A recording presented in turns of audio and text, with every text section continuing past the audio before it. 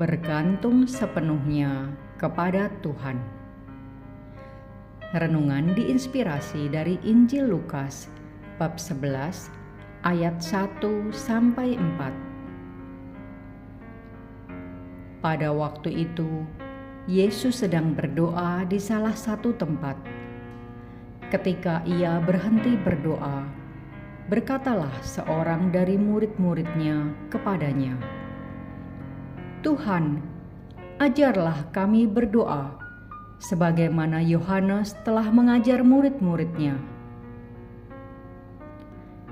Maka Yesus berkata kepada mereka, "Bila kalian berdoa, katakanlah, Bapa, dikuduskanlah namamu, datanglah kerajaanmu, berilah kami setiap hari makanan yang secukupnya, dan ampunilah dosa kami, sebab kami pun mengampuni yang bersalah kepada kami.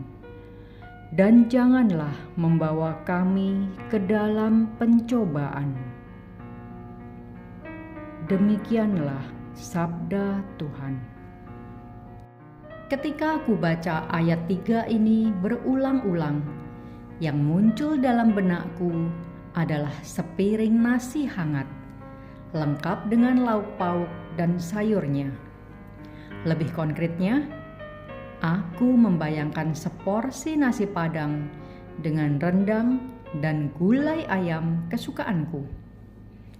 Rendang daging dan gulai ayam masakan Padang.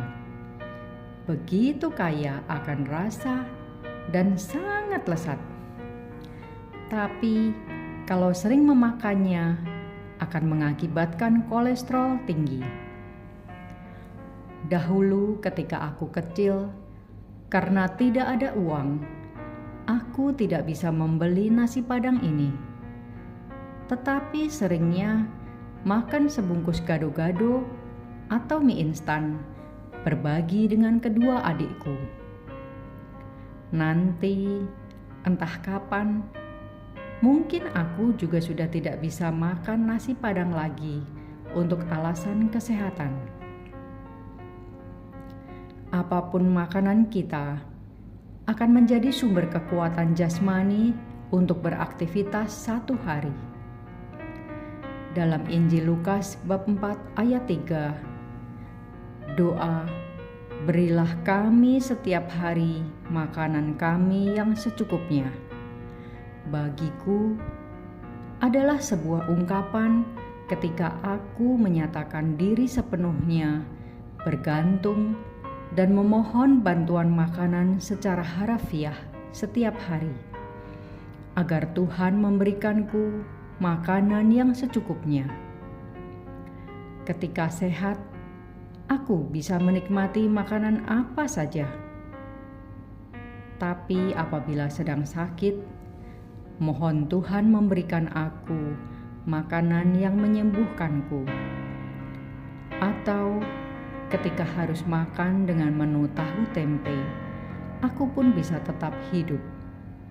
Aku tetap bersyukur karena cukup menurut takaran Tuhan.